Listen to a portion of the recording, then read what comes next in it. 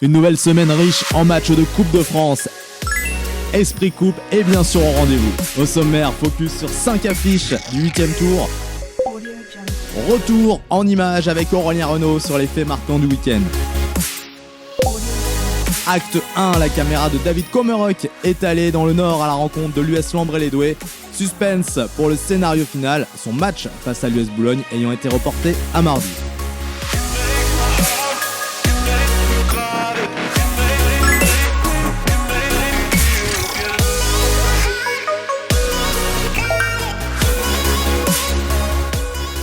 Bien plus qu'un derby, c'est un billet pour les 32e de finale que se disputent deux frères ennemis, Queville Rouen Métropole et le FC Rouen.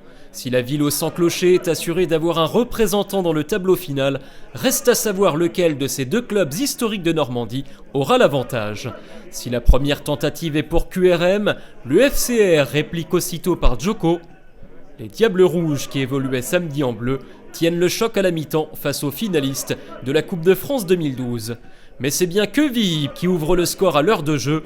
Le centre de Matteo Remars est un modèle du genre. Andrew Young est à la conclusion. Le meilleur buteur de National s'offre un 18e but cette saison. Le portier du FC Rouen est à la parade quelques minutes plus tard sur ce lob astucieux de Dadoun. Les vagues rouges s'accumulent sur la pelouse de Robert Diochon. Sangaré et Remars butent sur un Montero des grands soirs. Toutefois, la fin de match est en faveur du pensionnaire de National 2. Sur un centre de Wada, Dallois plonge au premier poteau mais fait preuve de maladresse. Ultime opportunité sur corner, et il faut la claquette du gardien de Queville, Romain Lejeune, pour repousser la tête du capitaine Burel. Le FC Rouen, tombeur de Metz lors de l'édition précédente, ne trouvera pas la solution. Queville Rouen Métropole s'impose dans ce derby de Seine-Maritime et poursuit sa remarquable saison à la grande joie de son coach Bruno Irles. On en profite pleinement parce que vous voyez, ce soir c'est un derby. Donc il faut aussi être à la hauteur de cette Coupe de France, de ces matchs-là. Je pense qu'on se sert aussi de ces matchs, l'intensité de ces matchs de Coupe de France pour être performant en championnat.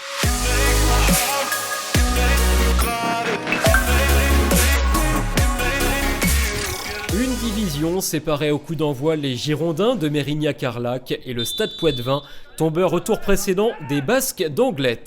Poitiers, ici en jaune, est la première formation à se mettre à l'honneur. Après seulement 10 minutes de jeu, Max Hiller déboule côté droit et sert parfaitement Jordan Cuvier, qui ouvre le score en renard des surfaces. Jordan Cuvier, retenez bien ce nom. Les écureuils d'Arlac vont réagir, et quelle réaction! Coup franc à plus de 30 mètres du but, Kevin Machado la joue tireur d'élite et trouve le poteau. L'action est heureusement bien suivie par Herbert et Bédouri, ce dernier se chargeant de pousser le ballon au fond des filets. Le club bordelais revient à la marque, un partout à la pause. Au retour des vestiaires, Poitiers accélère et impose quelques séquences de très haut niveau. Le jeu à 3 entre Cuvier, Beltrán et Bisson est redoutable d'efficacité. Benoît Bisson, déjà passeur décisif au tour précédent, se mue cette fois en buteur. Poitiers repasse devant. À rencontre spectaculaire, nombreux rebondissements. Valentin Serrault, le dernier rempart du Stade Poitvin, percute Herbert dans sa surface. Pénalty pour Mérignac. Le gardien se rachète en repoussant la tentative de doubler de Bédouri. C'est le tournant de la rencontre. Oui, parce que quelques minutes plus tard, le scénario s'inverse et cette fois Jordan Cuvier ne tremble pas face à Delrieux, 3-1 pour Poitiers. En totale confiance, l'attaquant poitevin s'offrira même un triplé en fin de match grâce à une réalisation, cette fois pied gauche. Qualification de Poitiers à la grande satisfaction de son entraîneur Erwan Lanuzel. Et l'aventure continue, en N3 on n'a pas de lisibilité pour l'instant, donc on est plutôt satisfait de continuer une semaine de plus à travailler, on va dire.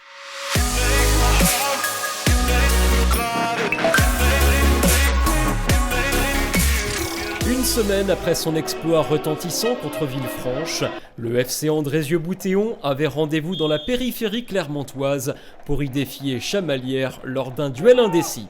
Les Bleus d'Andrézieux entament ce 8e tour de la meilleure des manières en ouvrant le score par Abdoulaye Diallo après seulement 10 minutes de jeu. Sur leur pelouse synthétique, les joueurs de la station thermale de Chamalières égalisent en seconde période. Antoine Couder fixe toute la défense et sert sur un plateau Anthony Rance. Dans les derniers instants de la partie, Mathieu Tressy a la balle de match au bout du pied, mais tombe sur un exploit de Benalal, le portier du Forêt. Cette saison en Coupe de France, pas de prolongation, mais directement la séance de tir au but pour départager les deux équipes. Si le club présidé par François Clerc joue avec le peu et les poteaux, la formation locale se montre elle froide d'efficacité dans cet exercice. Lucas Gérige se charge d'envoyer Chamalières en 32e de finale. C'est la deuxième qualification consécutive au tir au but pour les joueurs du Puy-de-Dôme, quelques jours après avoir sorti Moulin Iser au bout du suspense. Très content de la victoire, il fallait passer, là on passe au penalty, on a fait un gros match je pense. Par rapport à la semaine dernière, on voulait un peu avoir une petite revanche par rapport au match qu'on avait fait. On était solide défensivement mais on n'avait pas produit trop de jeu. Aujourd'hui on a fait je pense ce qu'il faut, ils ont une occasion, un but, on a poussé et là on a la qualif au bout donc ça fait plaisir.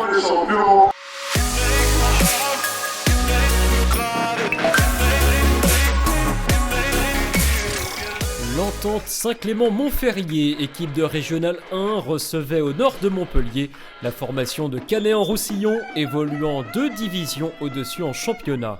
Les Héroltais, ici en rouge, frappent les premiers avec Mathieu Spaet. Dans une rencontre ouverte et animée, les occasions s'enchaînent de part et d'autre. Sofiane Diwan est tout proche de finaliser une belle action collective perpignanaise en fin de première période. Saint-Clément-Montferrier voit peut-être sa chance passer lorsque le cadre se dérobe pour quelques centimètres face à la reprise de volée de Boris Tanfin. L'opportunité, les Canetois vont la saisir à la 70e minute. Remise en jeu par Mehdi Bouida, l'ancien Toulonnais Raphaël Pioton n'en demandait pas tant et enveloppe un ballon dans le petit filet opposé. 1-0 pour les Catalans. Les locaux ont pris un coup sur la tête et ne s'en relèveront pas. Une nouvelle fois poussé à la faute, la défense de Saint-Clément propulse Ludovic Gasparotto, qui d'une balle intelligemment piquée porte l'avantage à 2 buts pour Canet-en-Roussillon. La dernière tentative du rentrant Morera n'y changera rien. Ce sont bien les hommes de Farid Fouzari qui se qualifient pour les 32e de finale. La belle histoire se termine avec les honneurs pour l'Entente Saint-Clément-Montferrier. Je pense que comme contre Beaucaire à la maison, c'est des matchs très compliqués. Ça. Quand on joue contre une équipe inférieure, c'est toujours compliqué. Et il ne faut pas minimiser la victoire. Je pense que c'est une très belle victoire du groupe et on est très fiers de poursuivre l'aventure. Donc voilà.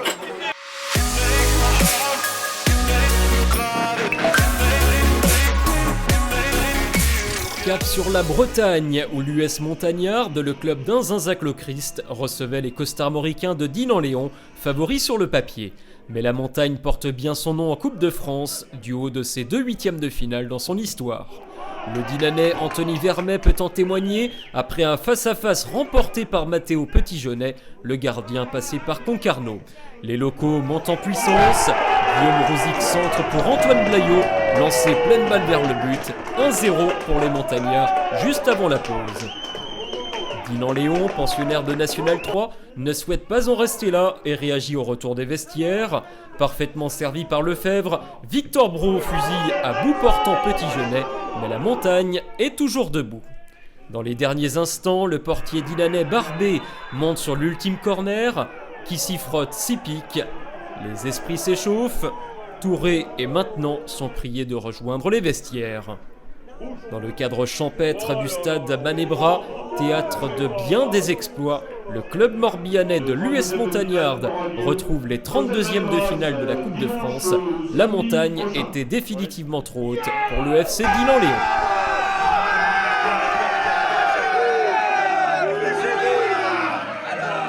Hyper fier, on est en 32, on crée enfin notre truc.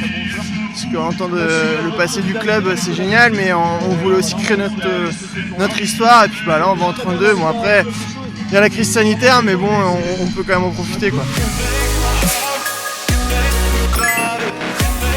Salut tout le monde, si vous vous demandez quels sont les héros, les surprises et les exploits de ce 8e tour de Coupe de France, alors vous êtes au bon endroit. Allez, c'est parti pour un nouvel épisode de Dézoom.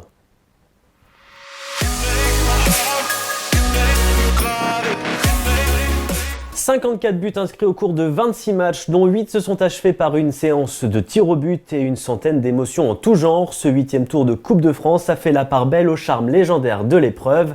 Vous venez de le voir, l'US Montagnard, club de Régional 1, a réussi l'exploit contre Dinan-Léon. Mais n'allez pas croire que les Bretons sont les seuls dans ce cas. Ce 8e tour a en effet vu 6 autres équipes se qualifier alors qu'elles étaient inférieures hiérarchiquement à leur adversaire. Cela nous donne donc 27% de surprise, plutôt pas mal n'est-ce pas? Le club de Saint-Louis-Nevègue, pensionnaire de N3, est l'une d'elles. Accrocheuse à Agno, pensionnaire de National 2, l'équipe coachée par Cédric Decker s'en est remise à une séance de tir au but remportée 5-4 pour rallier le tour suivant. La joie des joueurs de Guichin est belle. Les pensionnaires de Régional 1 ont remporté leur duel 100% breton contre Saint-Colomban-Locminé, club de National 3. Les hommes de Gwen Corbin ont créé la surprise en marquant à 10 minutes du terme par Dorian Bertin et s'imposent 1-0. Évidemment déçus, les locaux hôtes de l'opération match de rêve Intermarché de ce 8e tour auront malgré tout vécu une très belle aventure et un magnifique week-end. Magnifique, le week-end a été pour bien des clubs de National 2. Ces derniers seront en effet en force en 32e de finale puisqu'ils sont 12 à avoir rallié ce stade de la compétition. Mention spéciale à Sedan, vainqueur historique de la compétition en 1956 et 1961, qui n'a pas fait dans la dentelle face à Saint-Méziéry, club de Régional 1, écarté sur le score sec de 5-0 avec notamment ce but inscrit par Alexandre Ramalingam. Pour l'heure, outre 12 équipes de National 2, 2 équipes de National, 6 formations de National 3, 5 équipes de Régional 1 et une formation de Régional 2 figurent au 32e de finale de la voie amateur. Oui, vous avez bien entendu, une formation de Régional 2 est toujours en lice.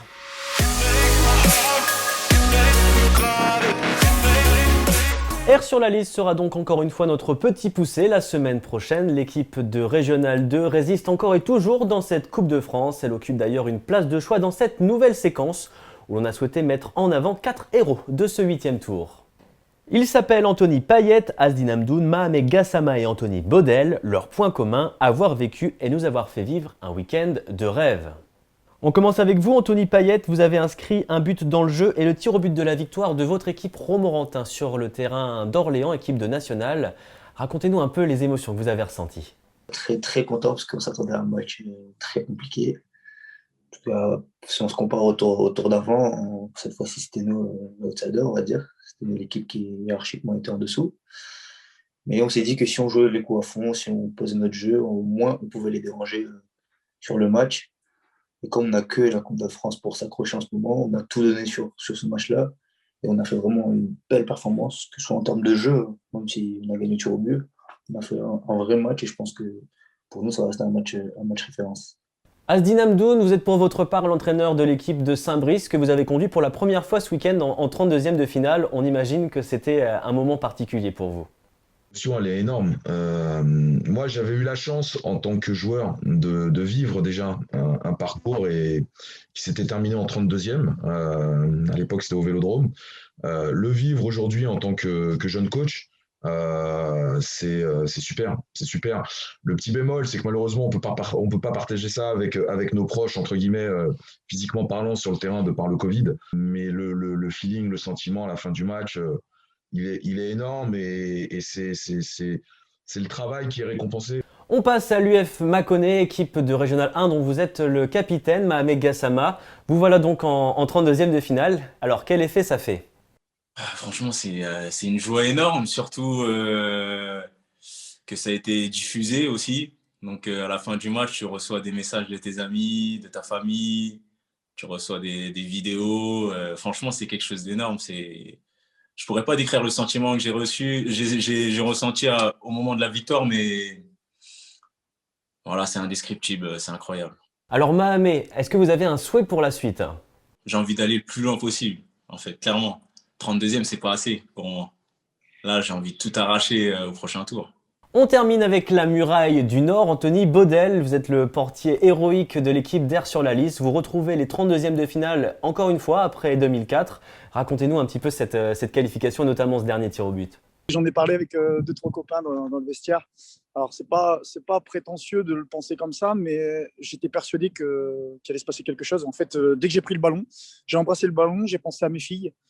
très fort. Je me suis dit à un moment donné, c'est pour moi, il marquera pas. Alors qu'en plus de ça, je pense que le tireur, c'était l'un des meilleurs joueurs parce qu'il avait l'air vraiment à l'aise techniquement. Et je ne sais pas ce qui s'est passé. Je me suis dit, non, c'est le moment, c'est là où il faut répondre présent. Et j'ai eu une petite voix en fait, et je me suis dit, allez, c'est là. Et puis c'est arrivé, donc c'est étonnant. C'est la première fois que ça m'arrive. Et ça fait du bien, ça fait beaucoup de bien même. Et voici donc pour vous un petit récapitulatif des surprises de ce 8e tour. J'en profite, messieurs, pour vous saluer encore une fois. Vous êtes nos 4 hommes fantastiques de la semaine. Merci pour votre disponibilité et tout ce qu'on peut vous souhaiter désormais, c'est bien sûr de vous revoir dans la rubrique des exploits d'Esprit Coupe dans une semaine.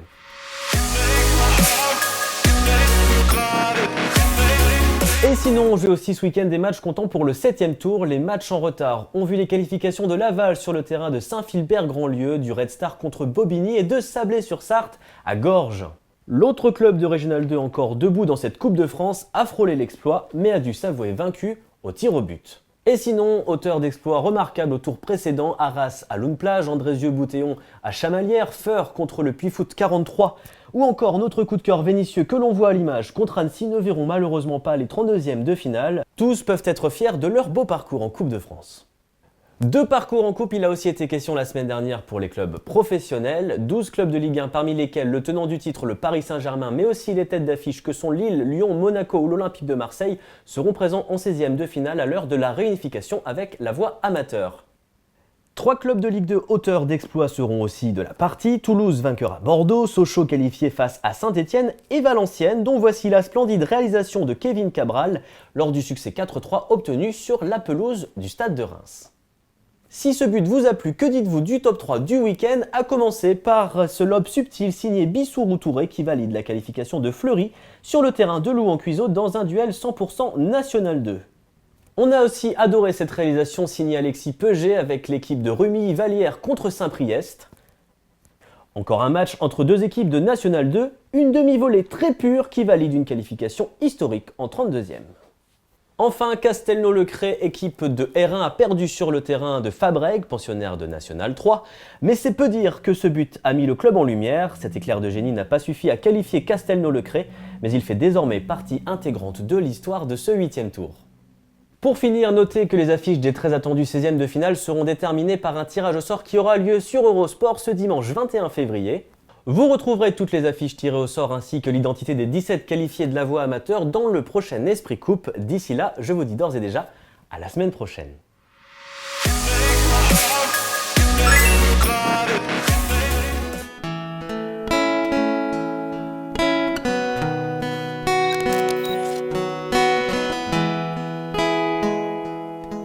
Ils étaient les invités d'honneur du LOSC hier soir.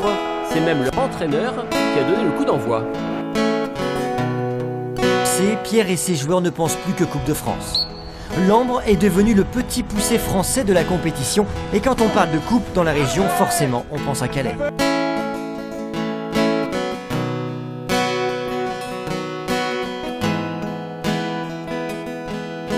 Je fais le maximum. Je suis passionné par mon club, par mon équipe, par mes joueurs, parce que moi je les appelle mes chous, comme je dis, j'ai mes gosses et puis je fais tout pour eux, pour les satisfaire et puis c'est ma passion, quoi.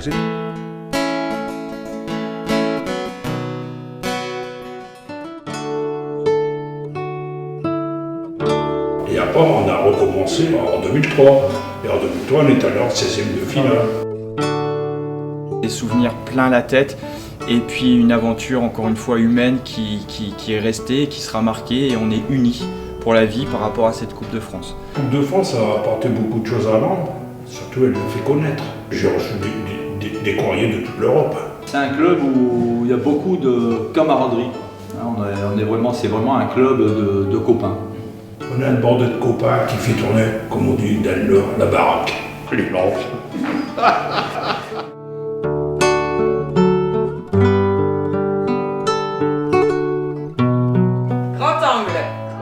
Sportif de l'Ambre, c'est parti! Oui, c'est bel et bien parti pour une nouvelle histoire de Coupe de France. Bienvenue dans le Nord, au club de l'Ambre-les-Doués, pensionnaire de Régional 1. Personne aux portes ou quoi? Oui, je suis au stade, ouais. Alors que le président Guy Viard et le président délégué Pascal Nuet s'affairent en coulisses, le terrain synthétique de l'Entente sportive est le théâtre d'une des dernières répétitions avant le 8e tour et la réception d'une équipe de nationale, Boulogne-sur-Mer. Allez, on marche tranquillement, on passe de l'autre côté.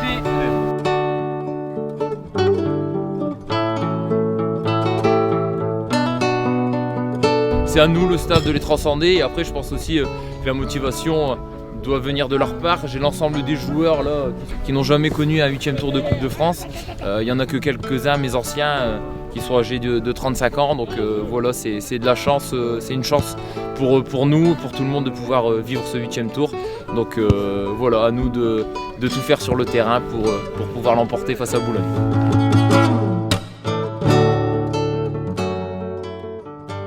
J-1 avant le défi, la Coupe de France occupe plus que jamais les esprits.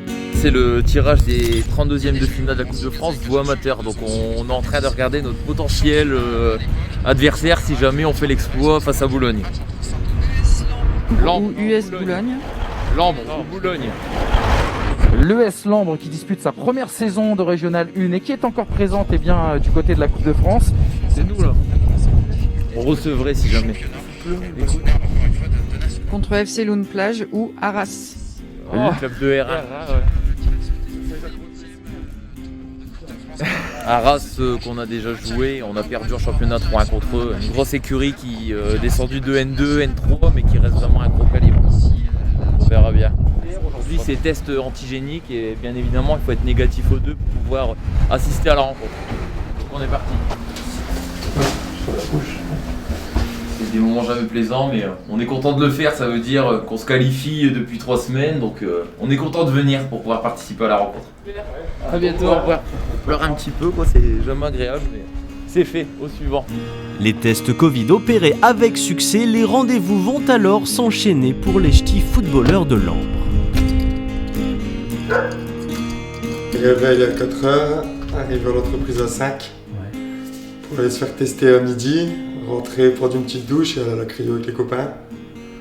Et puis rentrer récupérer le petit à 16h et voilà, la journée continue. Allez, c'est parti, on va rejoindre les copains maintenant.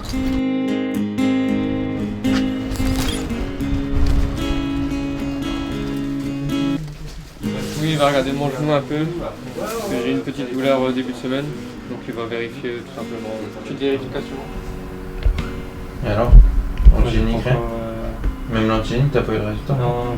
Mais s'il nous appelle, si on a si on est positif, donc normalement c'est bon. Ah Guillaume, c'est bientôt la Saint-Valentin. Tu as acheté quoi à ta copine? On va faire un petit dîner. Tu sais cuisiner toi? Ah ouais, t'en as quand même. Vas-y, avant les matchs, il fait. On va faire des potes grillés. Il fait lasagne avant les matchs. Lasagne. Allez Mikey. Allez, j'arrive. On fait en sorte qu'ils soient en forme, on va dire, pour qu'ils puissent être au mieux. Là aujourd'hui ils font une cryo chez nous, on a la chance de le faire. Il y a Lens chez qui on va aussi. L'objectif c'est de faire en sorte qu'ils soient bien en forme, qu'ils aient récupéré et que musculairement ils soient prêts au combat qui les attend demain.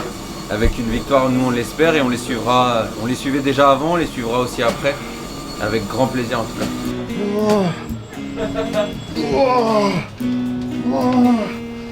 Oh, c'est l'été ici. Petit frère Enzo Grasso et son équipe qui avait fait une sacrée performance en éliminant des gros de la coupe. En tout cas, c'est le parcours que je souhaite à Lambre parce qu'ils ont des joueurs qui ont du potentiel, qui travaillent beaucoup, qui s'entraînent. Le froid du vendredi va-t-il permettre aux joueurs de Lambre de réussir leurs choses samedi?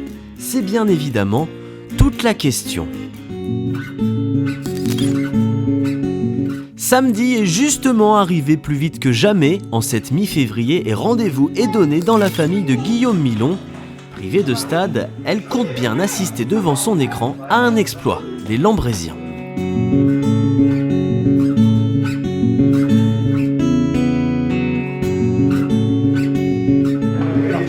Ouais, on est content d'être là et puis il faut profiter à fond parce qu'il y en aura pas 50 des moments comme ça. Mais tout il joue Boulogne. Je le ressens bien, on va faire ce qu'il y a à faire et puis si ça doit passer, ça passera. et l'aventure continuera. Tout dépend de lui en fait. C'est le numéro 10. C'est lui.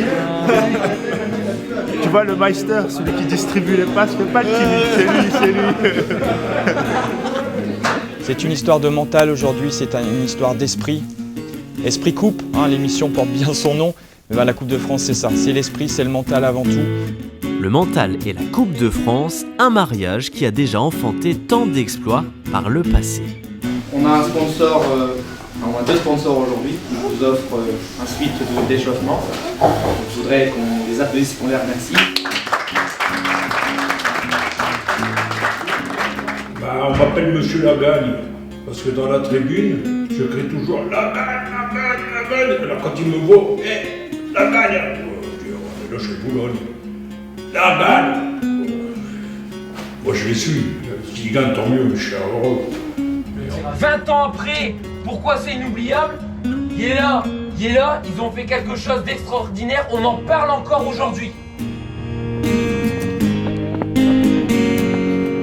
L'échauffement bat son plein, mais tandis que l'excitation du match grimpe, un imprévu s'invite alors dans notre récit. Le match a été reporté.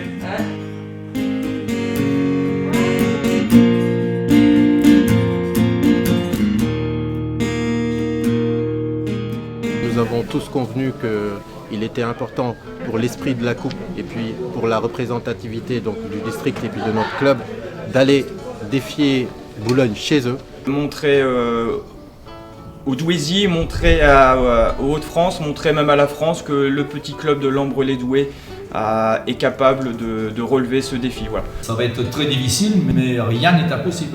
Il y a quelque chose qui me dit que voilà, l'aventure continuera. Allez les Verts, hein, comme à Saint-Étienne. Et oui, allez l'ESL. Oui. Allez là les garçons, on sait que vous allez y arriver, on compte sur vous. Allez là. Allez là.